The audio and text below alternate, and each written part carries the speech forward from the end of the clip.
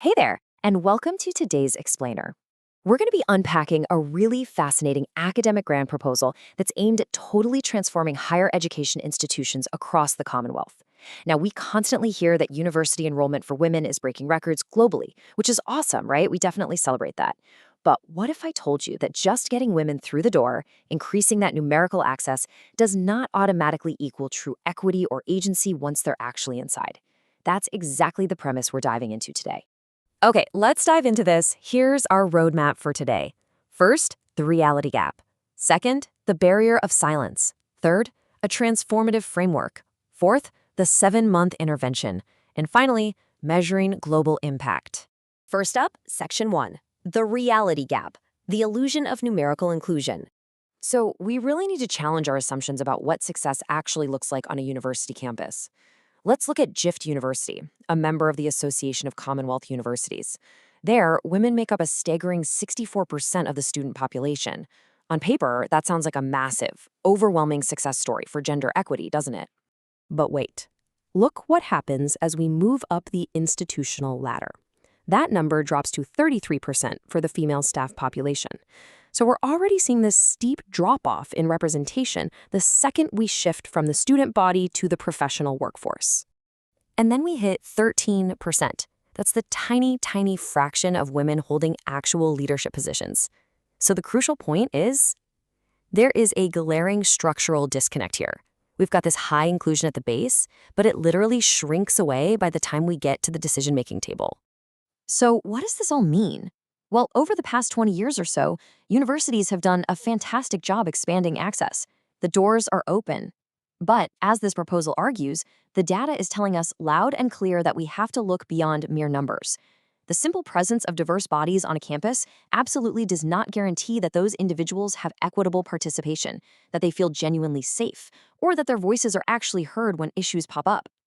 Which brings us to Section 2, the barrier of silence, and why formal systems fail in practice. Let me ask you this. If institutions have official rules in place to protect students, why are formal reporting systems, the very mechanisms designed to ensure fairness, so severely underutilized by the exact people who need them the most? If you look at how this reality gap is mapped out, the proposal hits the nail on the head. The barrier to reporting usually isn't a technical glitch or a missing web form. It's structural. People just don't use these systems because of a profound lack of trust, a really deeply ingrained fear of retaliation, and the heavy reputational risks involved. It's this massive psychological wall. Because of that, the proposal argues we need a massive institutional mindset shift.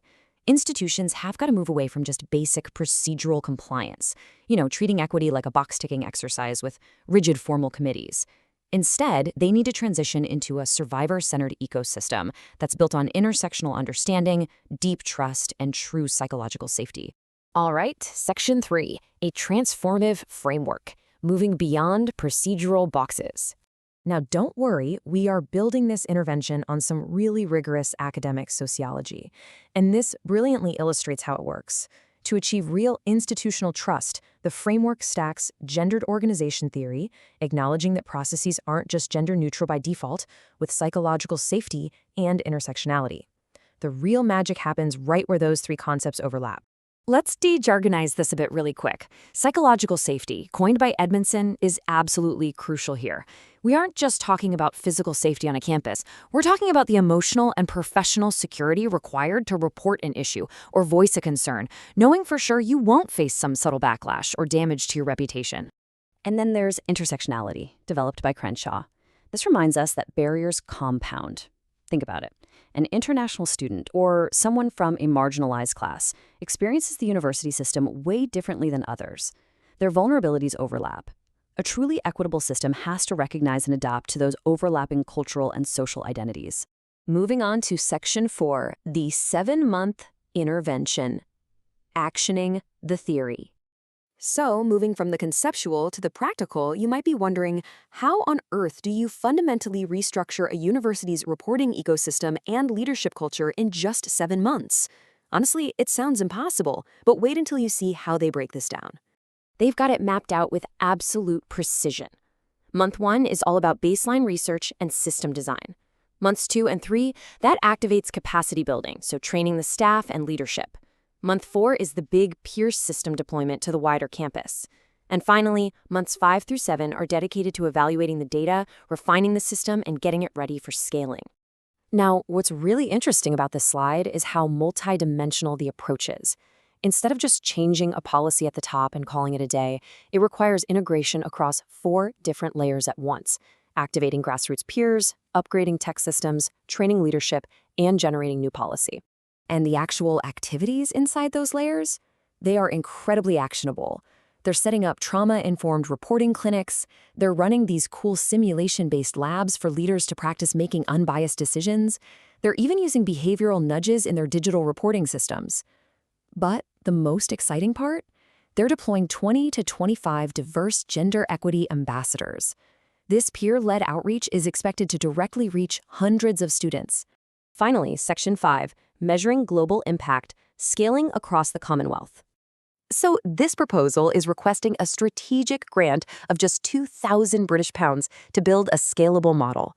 But of course, you can't scale what you can't measure, right? The project uses a super rigorous pre- and post-evaluation design. This means tracking hard quantitative data like system usage and case processing times right alongside a qualitative track that actively listens to the lived experiences of marginalized groups to ensure literally no demographic is left behind. The expected outcomes here are aggressive, but for sure achievable. They're aiming for at least a 20% increase in perceived safety and trust. They expect to physically decrease the time it takes to process a case while creating unbiased, consistent decision-making at the top. Basically, this takes a sledgehammer to that barrier of silence we talked about earlier, creating a perfectly replicable model for other universities. As we wrap up today's explainer, I want to leave you with a pretty provocative thought to apply to your own environment, whether that's a workplace or a university. Look beyond the baseline numbers.